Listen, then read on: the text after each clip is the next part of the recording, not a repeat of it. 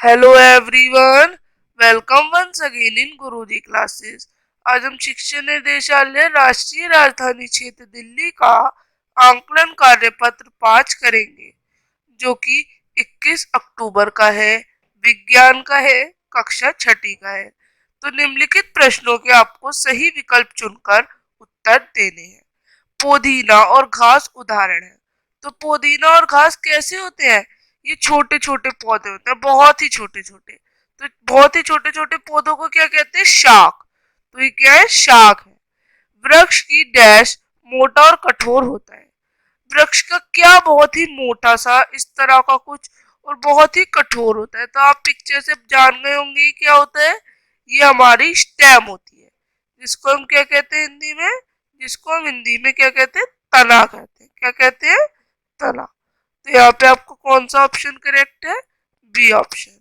अब आगे, झाड़ी का उदाहरण कौन सा है? तो झाड़ी कैसी होती है? मीडियम साइज होती है, थोड़ी बड़ी टाइप होती है। और शाख कैसी होती है? बिल्कुल ही छोटी। और जो दूसरी क्या होते हैं वृक्ष, वो इतने बड़े होते हैं। तो हर्ब तो यानी शाख तो होती नहीं है, नींब कोई भी। नींबू तो शाख है नहीं। और यहाँ पर कौन है? यहाँ पर तना वृक्ष भी नहीं है। कौन? नींबू। और जो झाड़ी है वो है नींबू। क्या है? झाड़ी। तो यहाँ पे कौन सा उदाहरण है आपका झाड़ी का? नींबू। अब आगे आगे बढ़ते हैं चौथे क्वेश्चन के संग। तना पौधे का हिस्सा है जो मूलतः बढ़ता है। तो कहाँ बढ़ता है जो हमारा तना होता है? तना जमीन के नीचे नहीं, वो तो कुछ और उगता है, जड़े उसकी जमीन पर ही उग जाता है। नहीं, ये उगता है जमीन के ऊपर। ए ऑप्शन करेक्ट है आपका।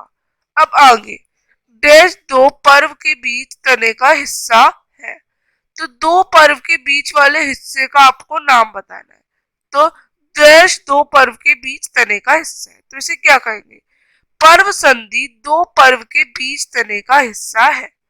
अब पत्तियों की सतह पर पाए जाने वाले छोटे छिद्रों को, छोटे छोटे छेदों को क्या कहा जाता है? तो इनको कहते हैं रंध्र, स्टोमेटा जिसे आप इंग्लिश में कहते हैं। कमजोर तने वाले पौधे जो सहारे के ऊपर की ओर चढ़ते हैं, इन पौधों को क्या कहते हैं? यानी जो किसी का सहारा लेते हुए किसी और पौधे के ऊपर चढ़े रहते हैं, तो इनको कहा जाता है आरोही। अब हर पत्तियां अपने भोजन स्वयं बनाती है। तो हर पत्तियां अपने भोजन को स्वयं बनाती है। किस प्रकृति से? किस प्रक्रिया से? प्रकाश संश्लेषण की प्रक्रिया से। पौधे की डैश पानी और खनिज लवण की मिट्टी से अवशोषण करती है। कौन इनका अवशोषण कर लेता है? कौन करता है? जड़ें करती है। अब डैश पौधों को सीधा रखता है। कौन रखता है पौधों को सीधा? तना। तो बच्चों, आप इस तरह से ये आंकलन कार्यपत्र करेंगे। अब हम मिलेंगे अगले आंकलन कार्यपत्र के साथ। तब तक के लिए बाय। चैनल को लाइक, सब्सक्राइब, शेयर करें। Bye everyone.